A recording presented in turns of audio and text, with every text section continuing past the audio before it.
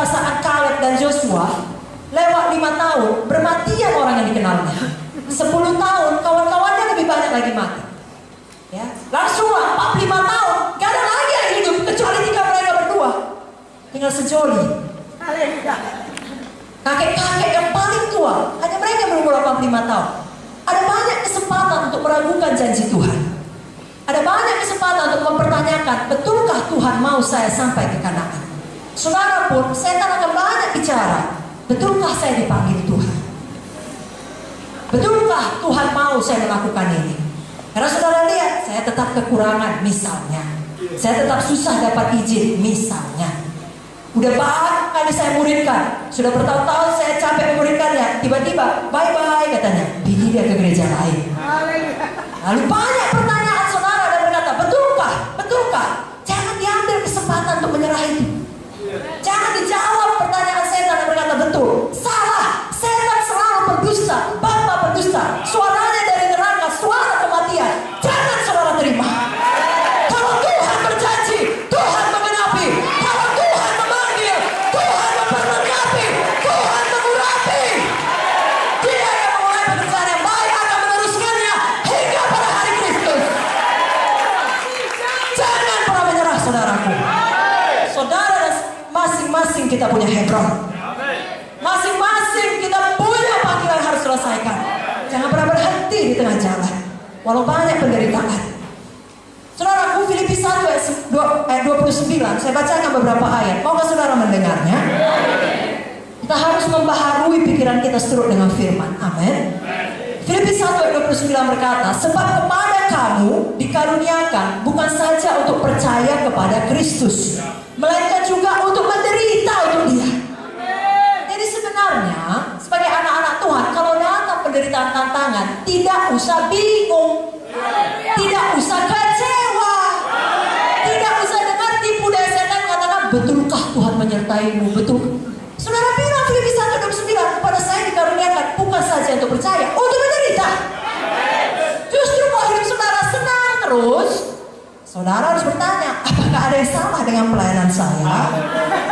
Kenapa tak ada penderitaan? Kenapa tak ada bentukan? Apakah saya sudah kompromi? Apakah saya hanya mencari jalan aman? Apakah saya hanya selama ini berusaha berkenan pada manusia? Galatia 1:10 berkata, bagaimana sekarang ini? Adakah ku cari kesukaan manusia atau kesukaan Allah? Adakah ku coba berkenan pada manusia? Perhatikan baik-baik, belum dilakukannya, masih mencoba. Adakah ku coba berkenan pada manusia? Sekiranya aku masih mau, masih sikap hati loh, masih mau mencoba berkenan pada manusia, maka aku bukanlah hamba Kristus. Sekali lagi, bukan apa kata manusia yang perlu. Mari kita baharui pikiran kita. Apa kata Tuhan? 2 Timotius 3 ayat 12 berkata, setiap orang yang mau hidup beribadah dalam Kristus Yesus akan menderita aniaya. 1 Tesalonika 3 ayat 2, lalu kami mengirim Timotius, saudara yang bekerja dengan kami untuk Allah dalam pemberitaan Injil Kristus, untuk menguatkan hatimu dan menasehatkan kamu tentang imanmu. Semua berkata, iman saya. 1 Tesalonika 3 ayat 3 di bawahnya, supaya jangan ada orang yang goyah imannya karena kesusahan ini. Kamu sendiri tahu bahwa kita ditentukan untuk itu. Jadi anak Tuhan, ada kesusahan. Jangan goyah iman kita. Kuatkanlah hatimu, aku telah mengalahkan dunia. Bukankah itu kata Tuhan? Mari kita lihat kepada kemuliaan kekal yang menanti kita. Itu sebabnya ayat pertama tadi yang dibaca Ibu Munte, melihat yang tidak kelihatan.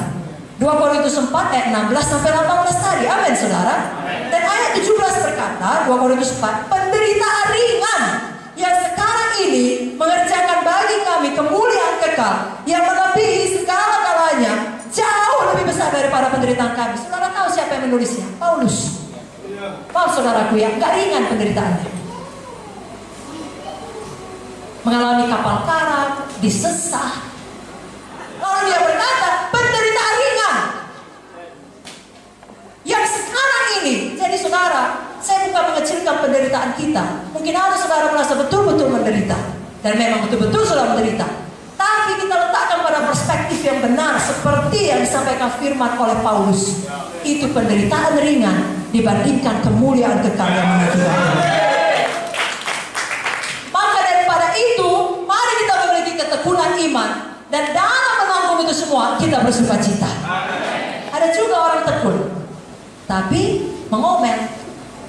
Karena ada anak-anak sekolah juga dia tiap hari menggerutu. Diselesaikannya sekolahnya tapi tidak dinikmatinya. Saudara, jangan demikian.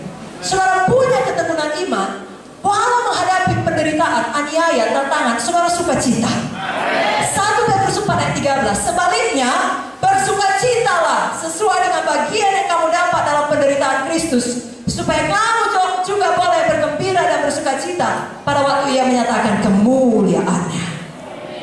Sore hari ini dalam pertolongan Roh Kudus, kita semua punya roh Kaleb. Kurang kuat amennya. Kita punya komitmen ketetapan hati seperti Kaleb. Berapa lama pun janji Tuhan bagiku, aku tidak akan menyerah. Kalau kamu ada di antara saudara tempat ini masih mengalami penyakit, bergumul dengan keadaan finansial, dan ada janji Tuhan saudara sembuh oleh fitur Yesus,